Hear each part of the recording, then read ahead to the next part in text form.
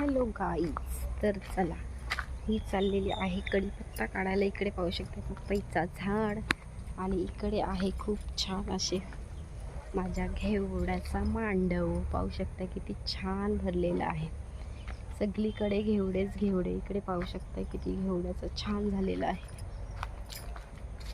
तर मला काढायचा आहे कढीपत्ता. कढीपत्ता काढायसाठी आलेली आहे आवारात. तुम्ही सगळीकडे पाहू शकता घेवडा लावलेला आहे छान असा. इकडे आहे पेरू आणि इकडे आहे आपली कढीपत्त्याची बाग. पाहू शकते किती कढीपत्ता आहे,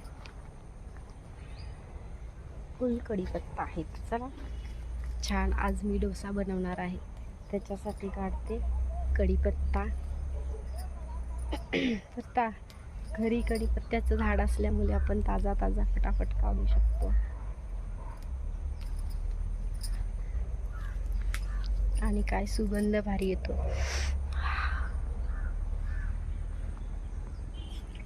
इकडे सुद्धा पेरूचं झाड आहे, पाहू शकता. आणि हा पण पेरूचं झाडच आहे. चला, तर मला भाजी बनवायची आहे पटापट. आणि इकडे ना तुम्हाला दाखवते माझ्या केळीचं झाड.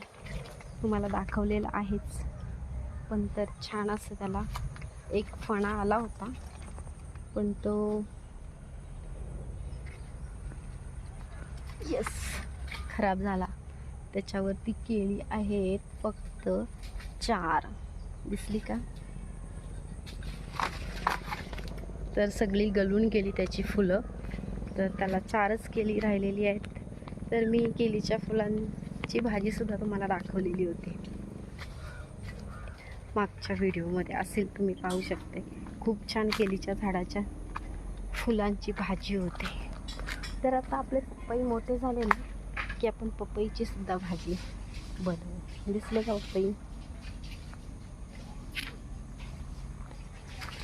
तर चला फटाफट बनवून घ्यायची आहे मला भाजी.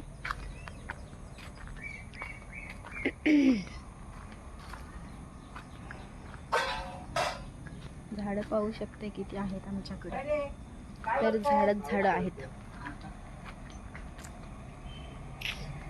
चला भाजी बनवायची आहे आपल्याला कढीपत्त्याची.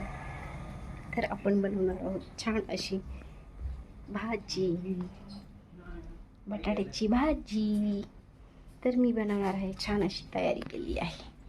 इकडे छान कढीपत्ता ताजा काढलेला आहे आणि इकडे